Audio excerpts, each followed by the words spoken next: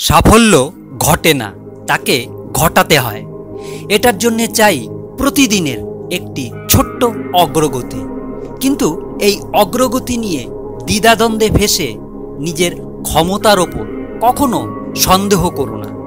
তুমি হয়তো জানোই না তুমি কত কিছু করতে সক্ষম। অতএব একটা কথা মনে রাখবে, জীবন সকলের শিক্ষাগুরু, আর এর জন্যে সব খোঁজাখুঁজির মধ্যে বড় হলো নিজেকে খোঁজা। এই কাজটি করতে গিয়ে যদি দেখো ঠাট্টার ছলে কেউ তোমাকে মানুষের সামনে অপমান করে দমিয়ে দিতে চাইছে, তাহলে সেটা গায়ে না মেখে বরং নীরবে তোমার কাজটি করে যাও। একদিন তোমার কাজই চিৎকার করে সবার নজর কাড়বে। তবে আমাদের একটি স্থায়ী অভ্যাস আছে, কাজ করতে গিয়ে যখনই হতাশ হই তৎক্ষণাৎই ভাগ্যকে দোষারোপ করি। কিন্তু আমরা এটা বুঝতে চাই না যে এর জন্য আমাদের আরও একটু বেশি পরিশ্রম করতে হবে। তাই বলতে চাইছি, পেছনে তাকিও না, শুধু সামনের দিকে তাকাও।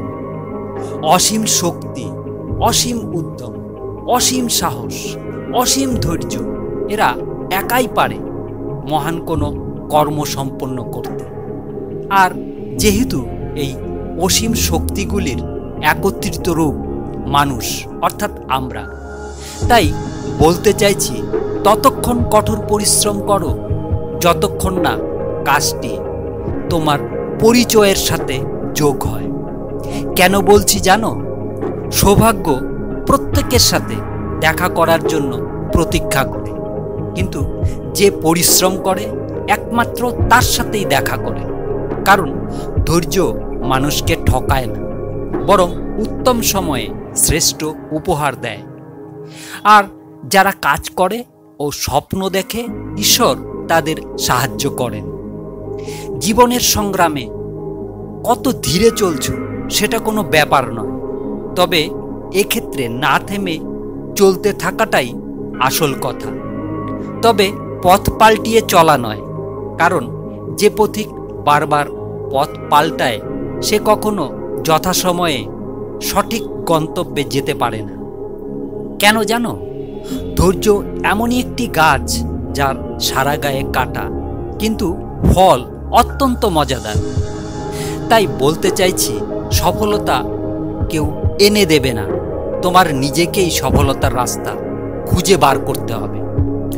তবে এর মধ্যে আরেকটি কথা বলছি, তুমি যখন তোমার সমস্যার দিকে তাকাবে তখন শুধু সমস্যাই দেখতে পাবে।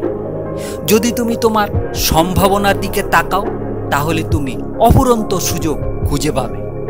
কারণ জীবন এক ভরপুর সম্ভাবনা। আজ এই পর্যন্ত।